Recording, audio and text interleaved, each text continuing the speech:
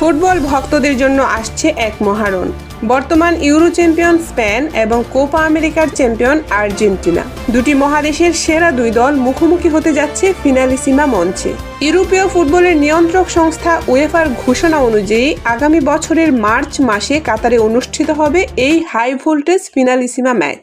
এই প্রতিযোগিতায় মুখোমুখি হয় ইউরোপ ও দক্ষিণ আমেরিকার চ্যাম্পিয়নরা। 2021 সালে চালু হওয়া এই টুর্নামেন্টের সর্বশেষ আসরে 2022 সালে লিওনেল মেসির নেতৃত্বে আর্জেন্টিনা 3-0 গোলে ইতালিকে হারিয়ে শিরোপা জিতেছিল।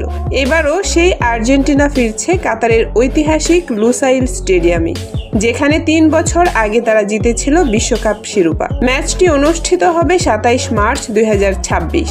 স্থানীয় সময় রাত 9টায় শুরু হবে খেলা। ইতিহাস বলছে এখন পর্যন্ত স্পেন ও আর্জেন্টিনা মুখোমুখি হয়েছে 14 বার। দুই দলই জিতেছে 6টি করে ম্যাচ, বাকি ম্যাচগুলো হয়েছে ড্র। ফলে লড়াই যে হবে হাড্ডাহাড্ডি তা বলাই বাহুল্য। গত বছরের 14 জুলাই ইউরো ফাইনালে ইংল্যান্ডকে 2-1 গোলে হারিয়ে চ্যাম্পিয়ন হয় স্পেন। আর ঠিক সেদিনই কয়েক ঘন্টা পর পৃথিবীর আরেক প্রান্তে কোপা আমেরিকার ফাইনালে কলম্বিয়াকে 1-0 গোলে হারিয়ে শিরোপা জিতেছিল আর্জেন্টিনা। সব মিলিয়ে ফিনালিসিমা মানেই শুধু একটি ম্যাচ নয়, এটি দুই মহাদেশের শ্রেষ্ঠত্বের লড়াই। স্পেন না আর্জেন্টিনা, কে হাসবে শেষ হাসি?